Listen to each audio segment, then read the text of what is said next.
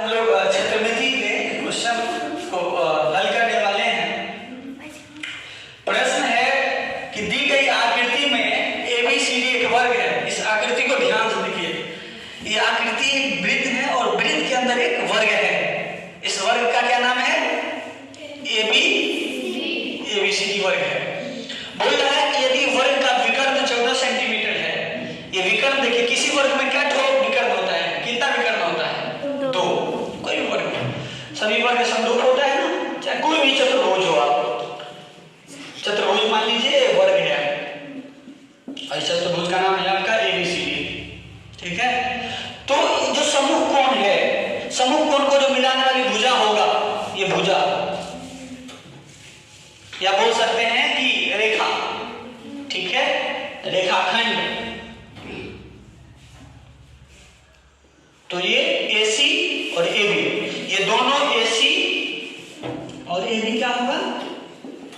और AB, AC और AB क्या होगा? विकर्ण। क्या है ये? विकर्ण है। विकर्ण है। समझ बात? ठीक इसी तरह से इस आकृति में देखिए, यहाँ आपको विकर्ण दिया गया है। ये विकर्ण है AB दे दिया गया है। कितना AB दिया है? 14 सेंटीमीटर। तो बोल रहा है छायांकित भाग का क्षेत्रफल ज्ञात करें। सवाल का कहने का मतलब है कि एक वृत्त है और वृत्त के अंदर एक वर्ग है, और उस वर्ग को हटा लिया गया है तो ये छायांकित भाग बना है, ऐसे कहने का मतलब है। देखिए मैं आप लोगों को इस चित्र के माध्यम से समझा जरा। देखिए किस तरह का आकृति दिखाई दे रहा है आपको? ये पूरा सर्किल है, वृत्त है, और ये छायांकित भाग कब आपको मिलेगा? जब इस वृत्त से आप ये जो चौकोर है, ये जो वृत्त वर्ग है, इस वर्ग को काट करके आप हटा दें। देखिए ध्यान से देखिए,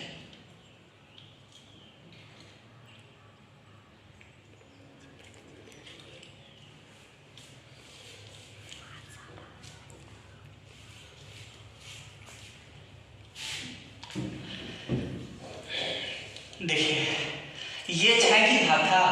नहीं, छायांकित भाग मतलब जो भाग स्केचिंग किया हो, जो भाग रंगा हुआ हो, जो भाग जो है सो पेंट किया हो। देख लीजिए ये है छायांकित भाग। ये कब बचा? जब हम इसमें से इसको काट करके निकाल दिए। ये जगह है, ये क्षेत्रफल है, और ये जगह तब बचा। तो इस छायांकित भाग का क्षेत्रफल क्या होगा? वृत्त का क्षेत्रफल। ये वृत्त का क्षेत्रफल, ये पूरा वृत्त का क्षेत्रफल माइनस इसमें से काट करके इसको हटा देंगे, तब जाके ये छायांकित भाग का क्षेत्रफल मिलेगा। यही अवधारणा को यहाँ लगाना है। देखिए इस अवधारणा को कैसे यहाँ लगाना है। तो वृत्त का क्षेत्रफल में से हम घटाएंगे किसको? एक वर्ग के क्षेत्रफल को। तो वर्ग का क्षेत्रफल क्या होता है? यहाँ देखिए हम लोग देखे थे वर्ग का क्षेत्रफल से पहले वर्ग का क्षेत्रफल होता है भुजा स्क्वायर। क्या होता है? अगर भुजा को ये कहा जाए तो क्या होता है? A square. लेकिन यहाँ देखिए भुजा दिया हुआ है आपको, वर्ग का भुजा दिया है, बताइए हाँ या नहीं? वर्ग का भुजा दिया है? नहीं। क्या दिया है? विकर्ण। तो उस सूत्र को याद कीजिए, जब विकर्ण दिया हो तब वर्ग का क्षेत्रफल क्या होगा। अगर ये फॉर्मूला नहीं याद है तो एक तो वैकल्पिक मेथड ही हो सकती है। देखिए आपको पता है कि वर्ग के प्रत्येक भुजा बराबर होती है और प्रत्येक कोण 90 डिग्री होता है। इस प्रकार से देखा जाए तो ये भुजा A, तो ये भी A, मतलब A भी A, तो ये BC भी A, और ये जो विकर्ण है ये दे दिया है, कितना? 14 सेंटीमीटर दिया है। तो यहां से देखिए, लिखिएगा इस प्रकार से कि दी गई आकृति में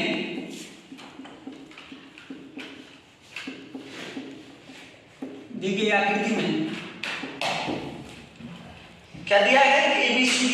ABCD एक क्या है? कौन बताओ? वर्ग है।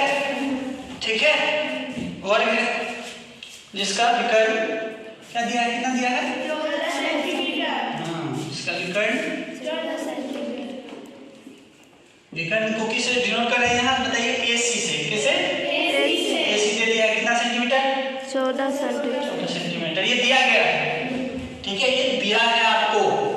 मैथ को बनाने का सबसे बेहतरीन तरीका क्या है समझिए। सबसे पहले क्या दिया है, उसके बाद क्या ज्ञात करना है, और उसके बाद कौन सा फॉर्मूला यूज होगा या किस प्रकार से हम यूज करेंगे, बनाएंगे, या रचना उसका क्या होगा। ठीक है, तो सबसे पहले याद रखिए इस बात को कि सबसे पहले लिखना हमको क्या दिया है, ठीक है, ध्यान रखेंगे। उसके बाद क्या ज्ञात करना है वो निकालेंगे। उसके बाद अगर इस ज्ञात करने के लिए जो फॉर्मूला लगाना है या जो रचना करना पड़े रचना करेंगे। उसके बाद क्या लगाएंगे, सूत्र। इस तरह की चीजों को हम याद रखेंगे हमेशा। इससे क्या होगा कि आप एक तरह से माइंड चलाने आ जाएगा, तर्क करने आ जाएगी। ये जब ये चीज को यूज कीजिएगा, जब रचना कीजिएगा, जब आप सोचिएगा कि कौन सा सूत्र का यूज होगा, तो यहाँ देखिए यहाँ क्या दिया है, इस आकृति में ABCD एक वर्ग है, इसका विकर्ण जो दिया हुआ है, ठीक है। तो यहाँ हम सोच रहे हैं कि भाई विकर्ण दिया है, हमको निकालना है इसका क्षेत्रफल, वर्ग का क्षेत्रफल निकालेंगे तब ना वृत्त के क्षेत्रफल में से वर्ग का क्षेत्रफल को घटाएंगे तब ना एक छायांकित भाग होगा। जैसे हम बताए थे, आकृति दिखाए थे ना, तो क्षेत्रफल निकालने कम से कम हमको भुजा चाहिए। क्षेत्रफल तो तब होता है जब वर्ग का भुजा हमको पता हो। वर्ग का क्षेत्रफल क्या होता है, भुजा स्क्वायर, तो भुजा पता रहेगा तब ना। चलिए इतना छेद दिया हुआ है। अब यहाँ देखिए दिमाग लगा रहे हैं, समझिए कि हम जानते हैं कि थोड़ा सा यहाँ माइंड लगे, थोड़ा सा देख लीजिए इस आकृति को ध्यान से देखिए।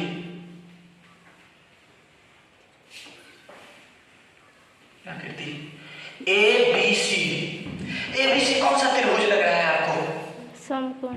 हाँ, कौन सा त्रिभुज लग रहा है, समकोण त्रिभुज। समकोण त्रिभुज क्या होता है, ऐसा त्रिभुज जिसका एक कोण 90 डिग्री का। तो देखिए ABC समकोण त्रिभुज लग रहा है। अच्छा, समकोण में भी कौन सा समकोण, जिसका दो भुजा बराबर है, ये भी A है और ये भी A है, तो समकोण समद्विबाहु त्रिभुज है। इस तरह के त्रिभुज को क्या बोलते हैं, समकोण समद्विबाहु त्रिभुज। समकोण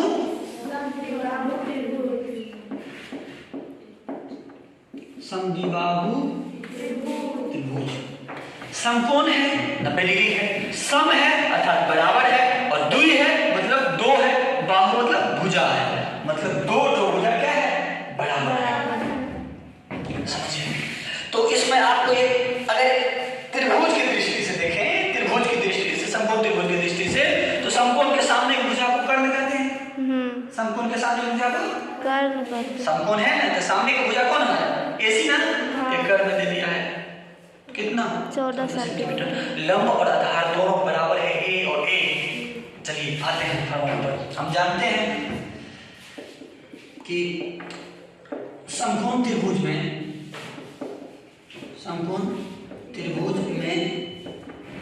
पाइथागोरस थ्योरम सबको पता है, कर्ण स्क्वायर बराबर लंब स्क्वायर जोड़ आधार स्क्वायर, कर्ण स्क्वायर बराबर लंब स्क्वायर जोड़ आधार स्क्वायर।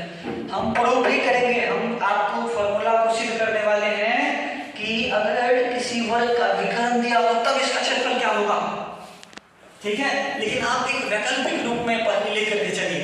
अगर हमको फॉर्मूला नहीं पता हो, सोचिए, ठीक कीजिएगा तब न होगा। नहीं पता हो तब तो एक समकोण त्रिभुज के जैसा लग रहा है। अब यहाँ से देखिए, कर्ण स्क्वायर बराबर लंब स्क्वायर जोड़ आधार। आधार लेके के बाबू यहाँ हम जीरो दे दिए, शून्य दे दिए हैं, तो समझिए कि आधार है, ठीक है। अब यहाँ से आप इसको संकेत के रूप में लिखिए। तो यहाँ कर्ण क्या है बताइए, तो कर्ण AC गुड, कर्ण है AC के स्क्वायर बराबर लंब इन दोनों में से कोई किसी को भी बोल सकते हैं, क्योंकि दोनों क्या है, न्यून कोण है।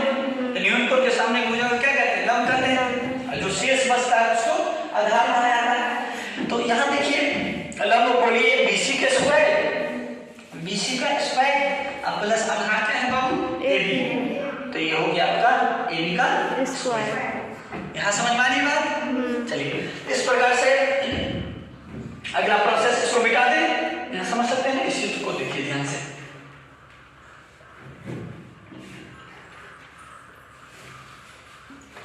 इसको याद रखे रहिएगा, क्योंकि वर्ग का क्षेत्रफल तो यूज होगा। पूरा वृत्त के क्षेत्रफल में से वर्ग के क्षेत्रफल हटाएंगे तब जाके ये मिलेगा। लेकिन एक बात और आपको सोचना होगा, ठीक है? इस पूरा वृत्त के क्षेत्रफल में से वर्ग के क्षेत्रफल को घटाएंगे तब छायांकित भाग का क्षेत्रफल निकलेगा। तो वृत्त का क्षेत्रफल होता है क्या? पाई आर स्क्वायर। जहां आर क्या है बाबू? आर है आपका त्रिज्या। आर है त्रिज्या, ठीक है? तो ये जो आपका ये दिया गया है आपका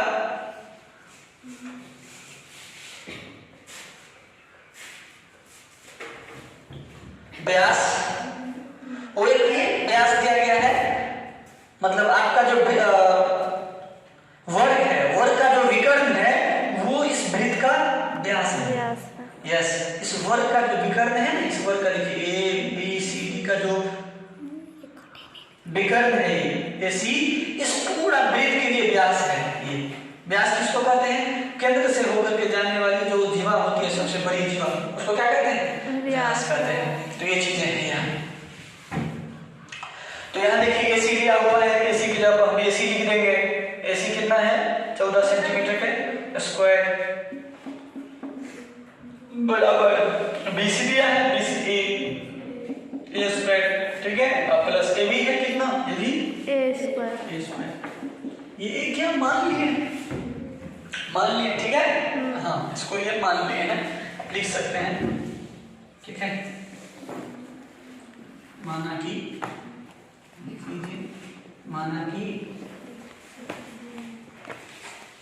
ए बी बराबर बीसी बराबर ए। बोलिएगा कि सर ये भाई जी यहाँ दो क्यों कर दिए? कि दो इसलिए कि बाबू ये एक त्रिभुज होने से पहले एक वर्ग का ये भुजासम है, और वर्ग का प्रत्येक भुजा क्या होता है? बराबर। इसीलिए दोनों को बराबर माने, ए माने। अब यहाँ से देखिए 14 का वर्ग कितना होता है? हाँ, 14 का वर्ग कितना होता है? 100, बताइए, नहीं बोल रहे हैं, दिक्कत होगा। 14 का वर्ग कितना होता है? 196, ठीक है? याद है ना? 14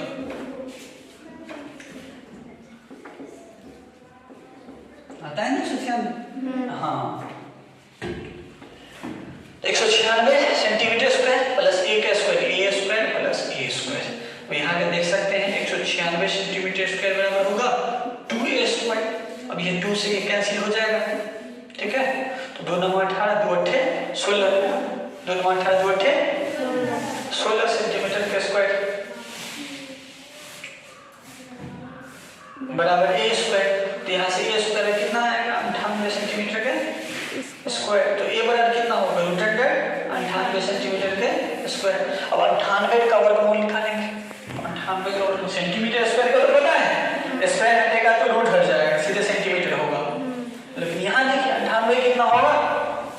98 का 2 से कीजिएगा, 2 चौका 8, 2 9 18, 7 7 49। अब ये देखिए 2 जोड़ा में है, 1 तो बाहर, तो हम क्या लिखेंगे? इसीलिए ए बराबर 1 भुजा बराबर 7 तो अंदर में रहेगा, 7 1 तो बाहर में निकलेगा, और ये बेचारा 2 जो है सो अंदर में रह जाएगा। मतलब होगा 7√2 और सेंटीमीटर।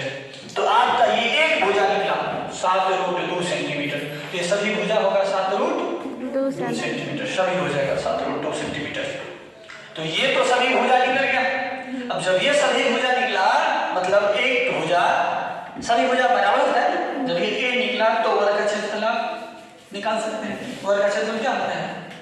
भुजा का स्क्वायर। वर्ग का क्षेत्रफल निकाल लीजिए। अब वृत्त का क्षेत्रफल तो पता है, पाई आर स्क्वायर होता है। हाँ, अच्छे, एक बात और, ये आर कैसे निकलेगा? तो आर क्या है? आर है त्रिज्या, और आपको पहले बता दी कि त्रिज्या किसी व्यास का आधा होता है। त्रिज्या वृत्त का आधा होता है। अब यहाँ से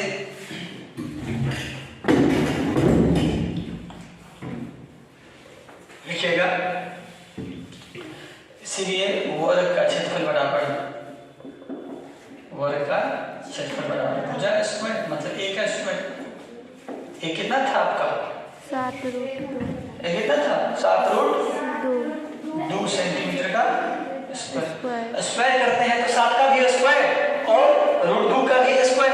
7 का स्क्वायर 49 अब गुने √2 का स्क्वायर कितना होगा 2 और सेंटीमीटर का सेंटीमीटर स्क्वायर 49 दूनी तो 49 दूनी कितना हो जाएगा 9 दूनी 18 का 88 से 4 दूनी 8 9 इतना सेंटीमीटर स्क्वायर। ये हो गया आपका कितना वर्ग का क्षेत्रफल। अच्छा हमको पूरा प्राप्त करना है, सिर्फ ये वाला भाग ग्रहण हुआ भाग का क्षेत्रफल प्राप्त करना है। तो इसके लिए पहले वृत्त का क्षेत्रफल ज्ञात करें, ठीक है। वृत्त के लिए चाहिए हमको क्या r और r डिपेंड करता है d पर, तो यहाँ दिया गया है कि व्यास जो है ना व्यास AC बराबर दिया गया है, AC बराबर कितना 14 सेंटीमीटर जो क्या है जो वृत्त का व्यास है। हाँ वृत्त का व्यास है, व्यास मतलब समझते हैं ना d है। तो चूंकि d बराबर दे दिया है 14 सेंटीमीटर इसीलिए r बराबर क्या होता है d बटा 2 मतलब 14 सेंटीमीटर बटा 2 बराबर कितना 7 सेंटीमीटर। r दे दिया है 7 सेंटीमीटर r अब निकला कि नहीं निकला r दे दिया भाई जब ये व्यास दिया तो r दे दिया। अगर ना हुआ भाग का क्षेत्रफल आसानी से निकलेगा, वृत्त का क्षेत्रफल और निकलेगा। अब समझिए यहाँ नोट कर लिए जगह नहीं यहाँ बता दें यहाँ देखिए। इसलिए चूंकि वृत्त का क्षेत्रफल बराबर होता है पाई r स्क्वायर। यहाँ से r तो निकल चुका है ना, r बराबर कितना 7 सेंटीमीटर स्क्वायर। तब यहाँ से पाई का मान कितना होता है बताइए 7 r स्क्वायर मतलब 7 सेंटीमीटर का स्क्वायर। अब यहाँ से 22/7 है तो 22/7 इंटू है तो इंटू जिसको गुना बोलते हैं 7 सेंटीमीटर गुने 7 सेंटीमीटर। और ये 7 और 7 कैंसिल हो गया तो कितना बचा 22 सेंटीमीटर और गुने 7 सेंटीमीटर। तो 7 दूनी 14 बचा 81 ठीक है 7 दूनी 14 15 154 सेंटीमीटर के स्क्वायर। ये हुआ आपका पूरा वृत्त का क्षेत्रफल। और यहाँ देख लीजिए इतना है तो वर्ग का क्षेत्रफल भी इतना। अब लिखेंगे छायांकित भाग का क्षेत्रफल। अब जो लक्ष्य था जो टारगेट था जो हमको प्रूव करना है वो अब समझिए। अब छायांकित भाग का क्षेत्रफल बराबर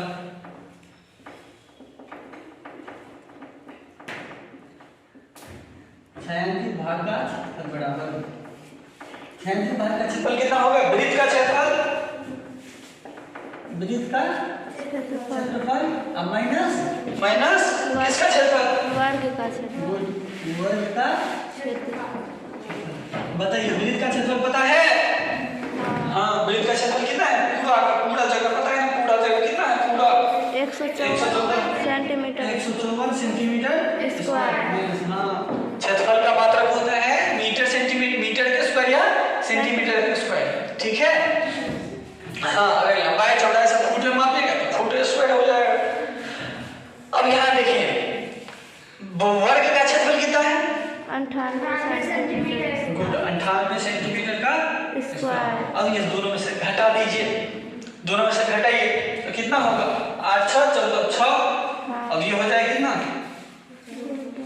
14 तो 14 में से हो गया 5 बताइए 5 सेंटीमीटर स्क्वायर सेंटीमीटर कितना होगा बोलो 56 सेंटीमीटर का स्क्वायर। तो यहाँ से पता चल रहा है कि 56 सेंटीमीटर स्क्वायर ये छायांकित भाग का क्षेत्रफल होगा। यही आंसर है समझ रहे हैं। चलिए